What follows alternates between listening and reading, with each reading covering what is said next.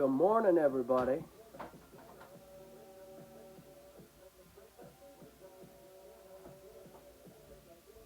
This is Dreams. If you're just joining us, we're on episode 4. Got Mr. Kyle Hamilton about to join us. Let's pop him in. Thanks for hanging with us. This is Dreams.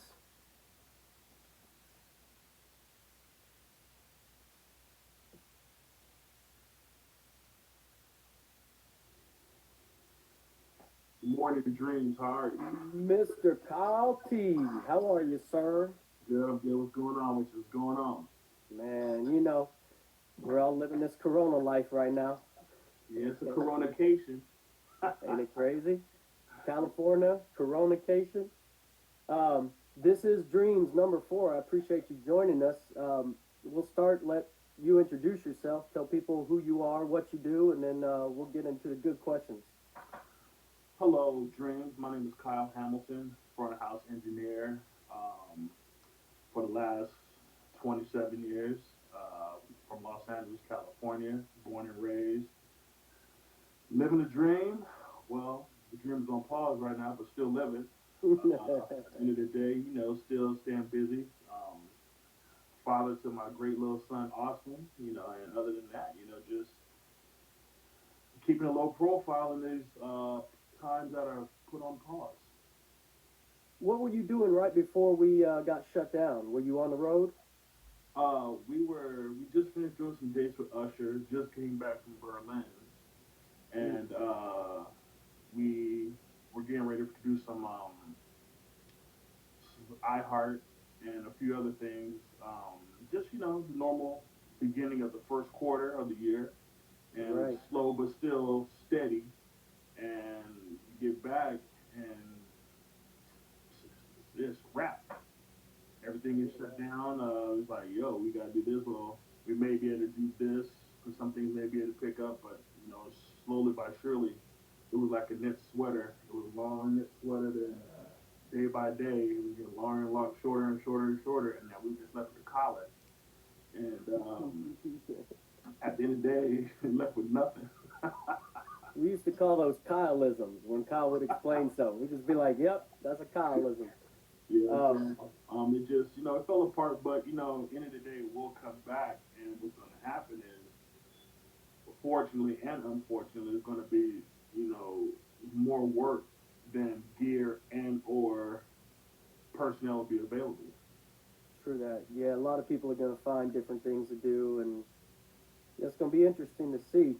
Take us into when you started in music. Were you originally thinking I'm going to be an engineer? Were you young when you first heard music and wanted to mix it? What got you into music?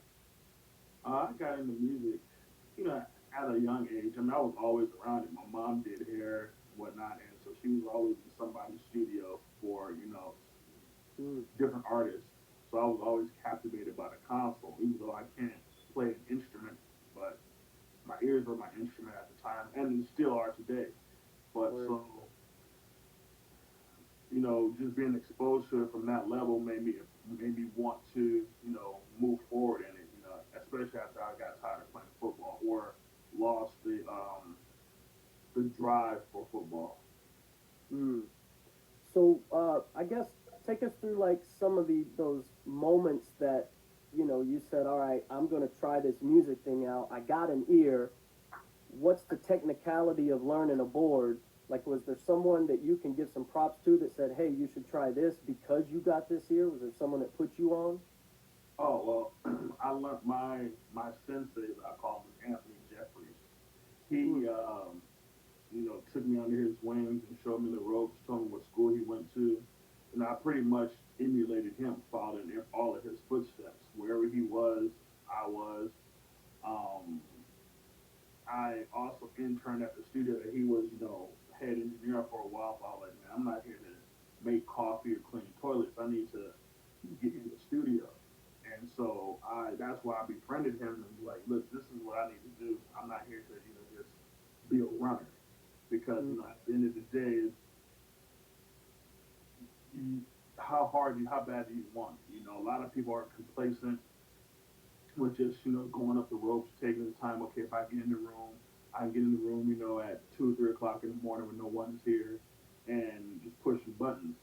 But I would rather be in there with to learn studio etiquette. And that's where a lot of things fall apart. You know, studio etiquette look like Word. a failure. A little glitch in the matrix. A little glitch. Teddy Riley, Teddy Riley, babyface. Oh man, you were talking about studio etiquette, and I wanted to ask a quick question. So that's where you started engineering, was in the studio. I started, yes, I started engineering in studio with, you know, Anthony Jeffries. And I wouldn't say I was engineering by any means at that point. I was just Right, learning, you know, soaking it up, you know, just being a young Padawan trying to become a Jedi. right. And, you know, ended up becoming that, you know, per se. Oh, But, sure. you know, being, you know, just being in that environment changes your life because you can never like I was saying, you know, those intimate moments watching the producer and artists create magic is crazy. And then you know a few months down the line to hear those records and hear those records that were made that I was part of, even though just sitting in the studio, they're timeless records that people listen to now, 20 years later, 30 years later, like yo, I was in the process of making them that magic. And you know, you can't pay for those experiences. So around what age was that where you were getting your chops? 18, I started at 18. 18. Yeah. And when did you start to transition into more live sound engineering? That would be well throughout it was kind of like they almost ran parallel with each other because while I was hanging out with AJ and everything, I went to recording school as well, learned everything, got all that stuff handled, you know, got the theory behind everything while I was learning practical application. And right when I finished recording school, I one of my mother's clients was a playwright, play producer, and he had gospel plays going out. So it was kind of almost immediately right after I finished that I went on the road as a front house engineer for gospel plays. So Right. it was like between that and when I would come home is when I would go back to the studio, hang out with AJ, and then when I was you know I was pretty much like as the because that at that point I wasn't doing the summer shed stuff with the sound company. I was just doing the winter fall plays and everything. Gotcha. And Was the music in the plays? yeah, there was music. It was interesting because the band will always be in the pit, so they're in front of the stage. So between that and 20 to 25 lavaliers on stage at any given moment, Wow. it was a big production per se, not as you know technically savvy as far as moving stages and stuff coming in and out like you would have on a you know Tyler Perry movie, you know. But at the time, you know the Michael Matthews plays were the thing to go see, and as far as the black play community was.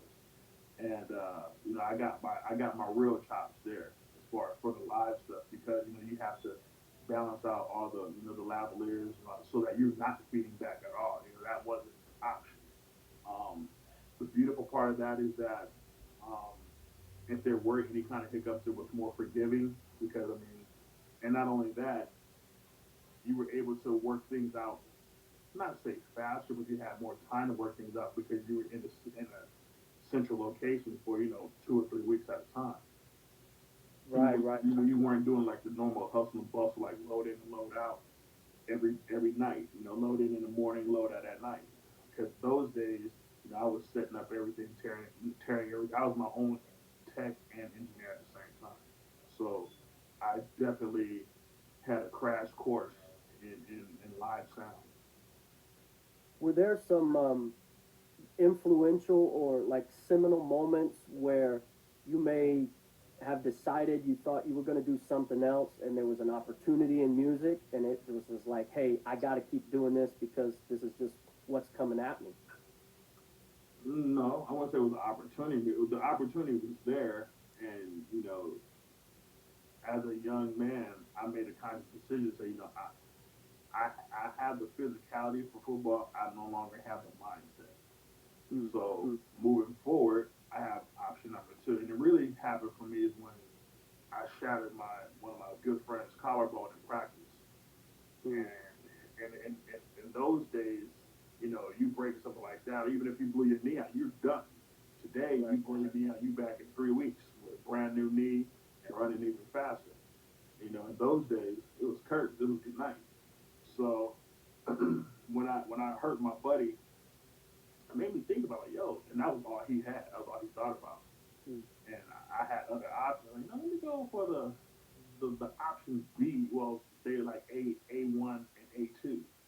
You know, and going for one that will, fortunately has blessed me to travel the world, see places that I probably wouldn't have seen in 4, 5, 6, 7 different lifetimes, right. and make a great career out of it for myself and be able to support my family. That's really cool, man. When did you, I guess, start to realize your worth as an engineer, and you ratcheted up and you started to say, all right, well, I'm going to start moving into straight music.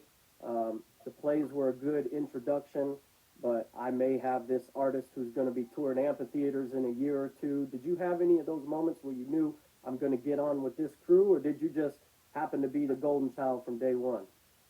No, I definitely put in my work.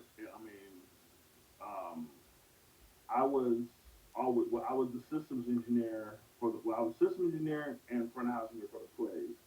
Then after I did that for a hot sec for a minute, for like about 3 or 4 years, then the owner of the sound company propositioned me, asked me if I'm ready to go on the road and do, his shed tours. He had the space for a guy, and I'm like, of course. Well, why would I not? Because at that time, my summers were shot. I was just back in the studio, whatever. Um, so I went out there, learned what I needed to learn to make it make sense. And I was a systems engineer for the shed tours. And but with coming with that, gave me the opportunity to mix like the local openers, and Mm, that's where you put your chops down that you've learned, you trial and error, you learn stuff, especially since now you're in, a shed which holds 15,000 people, 20,000 people, depending on the configuration of it. But you're now all eyes are on you. So I took every advantage to mix all the openers, and from mixing openers, I was able to graduate to well, it didn't just graduate. I just kept doing that, and then the owner was seeing what I was doing with the openers, and he was like, you ready to? I think you're ready to come do sound as this front of house engineer, front of house tech for, or a systems engineer per se, for the Isaac Brothers. Are you interested in that? Most definitely. mm, So system engineer for that for a while, kept doing it, and then probably like 2, 3 years in, maybe four, uh, the tour manager called me one day when we were down, like, yo, so are you ready to mix do front of the house with Isaac? Bro? I was like, what happened to the other guy? He said, I didn't ask you that. I asked you, are you ready to mix Isaac, brother? Because you've been here and you want to make moves, of course. And from there, that's when it kind of just all just like a wildfire. It get like a great gust of wind, and it mm, just took off from there. So the mm. Isley Brothers was my first headlining artist that led to me mixing everybody else today. Do you remember what year that was? That was, I would say, 2000, and it was 2001, 2002. Right on. And we met in '04, so you We were met in just '04, so I was yeah. still, white hot doing stuff with them. But of course, everybody doesn't tour year round, so they do their dates, and then randomly I was picking up other artists like Avant. Mm, And then from Avant, I got a Mary J. Blige front of house gig. Out of that, it was Angie Stone, it was Lionel Richie, Stevie Wonder. I mean, it was crazy, mm, and basically I say this, stay ready so you don't have to get ready. And I was put in those positions, even though some of the things I may not have been 100% in my mind knowing I was solid, but I knew I was solid. And you just got to grab the bull by the horns and never look back. Mm. And that's what I did. I didn't have any crazy issues happening, but it was all, it was like, it was funny how to be in this for 27 years, and I feel like I haven't worked a day in my life Right. Right. because I made a career choice and career path, and I absolutely love what I do. Mm. Music is fun, but it's interesting how you meet the bitter bastards out there on the road who is like just mad for no damn reason. I'm doing this, I'm doing that. Well, you chose to do that. Nobody forced you. You know. So it just this is music is about vibe, energy, emotion, and yes, there's certain things that are harder than others, and certain you know that sometimes when we finish a show, I have to go back and do file management, remix something or whatever, in case we do a live performance or say live album comes out of it. I have all those files. I have to manage all that stuff. So where it look like, you thinking somebody is just chilling, they have a whole another set of skill set that they had to learn that they putting in place to make the production and or the artist some other situations to come out of it. I.e., if you're doing a live album, in reality, you capture all that nightly down there, and it can become very lucrative on the other side of it because you're doing multiple things. We usually stay on the dream subject, but I want to wax technical just for a second. Can you go into like, are most live engineers, do they have the same ear for the studio? I mean, we're talking one's a dynamic, one's a static, you're in a box versus outside with wind. Like, are there guys that are just natural in both? Or I've never seen you in the studio, but I know what you do in live shows, and your mix is like, man, it's mastery. I mean, again, I had to merge the two because Mm. the reason what mainly happened in the studio world is everybody started, Pro Tools showed up, it killed the it killed the Studer, the 2-inch console that everybody Yeah. loved, because of speed. Me personally, I fought learning Pro Tools for a long time because I remember the days where you could record stuff and then go and play it back or do some editing, and you can't find where it went, because of you had to do a lot more then than you have to do now when it comes to setting up a Pro Tools rig. So I fought it. I was like, nope, I'm not gonna do it. But my cousin was like, man, you can't be a dinosaur out here. As such starts to as technology evolves, you have to evolve with it, or else you will become extinct. So I learned the Pro Tools and all that stuff, and it's a great thing that I did because now Pro Tools is, or any kind of DAW is a main portion of the shows.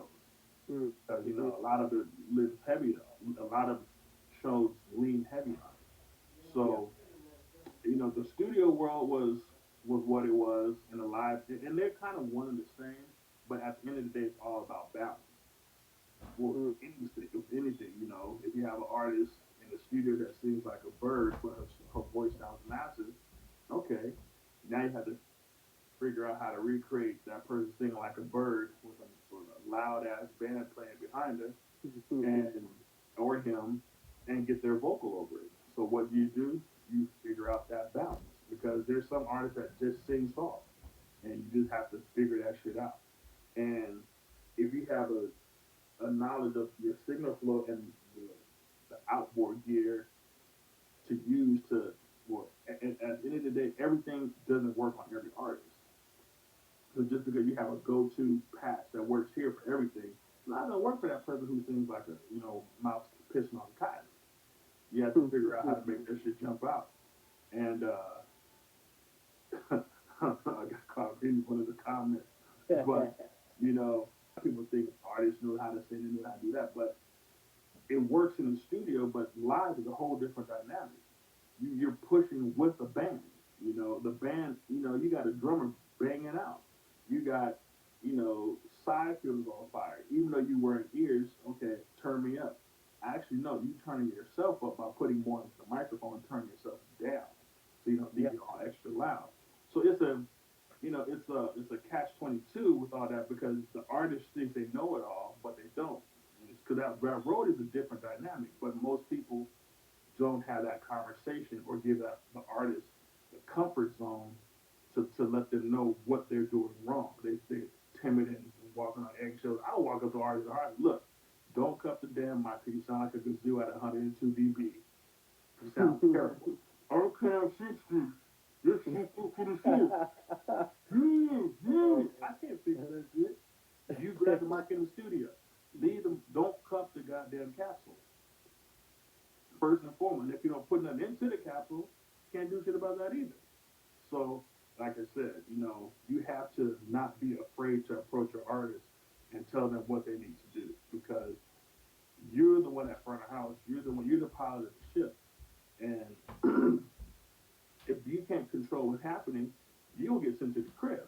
And the next person come out there and they may have the wherewithal to go say something to the artist. And now they rocked out for the next 15, 20 years when you should have done the same thing. And now you at the crib. Looking like, damn, I just said, send me home for talking to you like you don't know that because you don't. And I won't, but at the end of the day, when you call me back, I'm going to wear you out because you shouldn't have sent me home in the first place to say, well, I know this is what I do. Well, yeah, this is what you do is wrong. Mm. So I have no problem communicating with the artist, and that's something that I see a lot of people not doing because they look at the person, well, he's been doing this for this long, or that for that long, or he's brand new, he got this. Man, they're a person just like you or I, and if they hired you to come out here and do the best and be an extension of what they are on stage. If it's a 5-piece band, I'm the sixth band member in the audience. There you go. There you go. Yeah, you're controlling what the audience is hearing from the stage.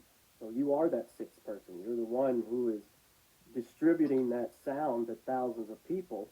Mm-hmm. Before we wrap this up, I want to hear how you got to mix our last president. I saw that you got to mix Obama on an event. How'd that work out? Oh, that was an epic day. Man.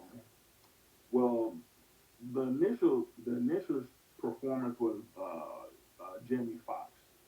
Jamie Foxx and Kelly Rowland doing a backyard boogie campaign for Hillary Clinton. Okay. And or actually maybe it may not have been Hillary, it was part of the Democratic Party, something like that. But it was a fundraiser. And so they wouldn't tell us who it was. They just said, we got this gig, we need to get all your information, because they're just real cryptic about it. Yeah. So, which I guess you have to be. And then when we get there, we knew it was a little, black tie gala. We had to come out there and just suit and booted. But during the day, we do what we do.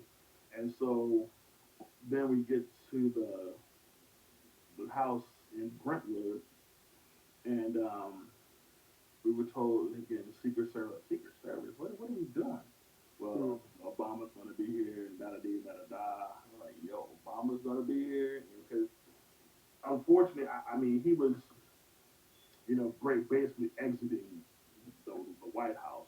Yeah. So, I had a couple of situations where we were supposed to perform at the White House that got canceled. So this crashed one more time. I quit. That's all right, man. We'll start to wrap it up. We've been on here almost 30 minutes anyhow. So yeah, you were finishing up the Obama story. Yeah. Oh, so I have to do, check the PA, listen to stuff, just do what I normally do. And nobody told me that. Well, Secret Service guy came up to me and said, "You have to stop moving." And I'm like, "You mean to stop moving? This is what I have to do. What the fuck you talking about?" He said, "Strange movements will get you hit." What you mean get me hit? He said, "You will fall." I'm like, "Oh shit!" He said, you have to have something on your lapel, because it's doing that you're not a threat." And that was real. Like, and I'm saying to myself, how the hell can I get hit from anything where I'm at, and you know they got them snipers that'll tear your ass up from afar. Um, but yeah. So being able to mix Obama, you know, for that fundraiser was incredible. And then he shortly thereafter we got a group of us got a chance to take a picture, shake hands with him, just have a little intimate moment. Wow. And that was epic for me. I'm like, yo, if nothing else, I got to meet the first black sitting president, out of office but still in office, Mm.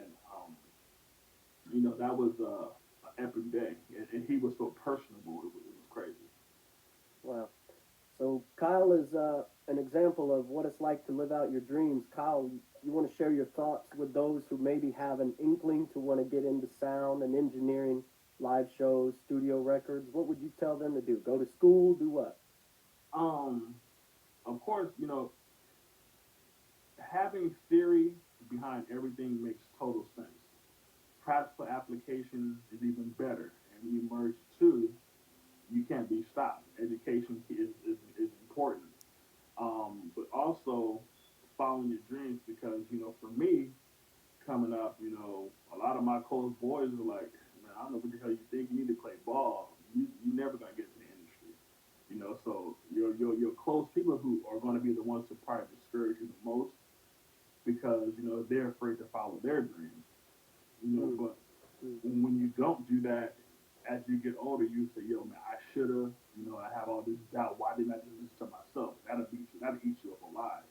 Mm. Fortunately for me, you know, shit, I'm 45 years old. I'm almost 46, and people don't think that I'm that as old as I am because I love what I do and I follow my dreams. I don't let nobody discourage me or shut me down. So at the end of the day, you have to do you, especially in the climate we're in now. So that you Mm. don't have any regrets and be hating yourself. Because regret is what also probably puts a lot of stress on people as well. So I say, do your homework. Don't walk into I want to do this and be an idiot.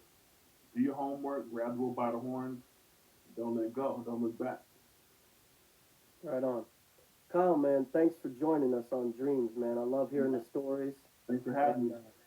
we'll try and do it again. We'll think of some long form stuff here in the future to kind of suss out some of these stories because there's some good ones in there. I Yes, sir. appreciate you, man. Enjoy your day on the West Coast. You too. All right. All right, brother. Yeah.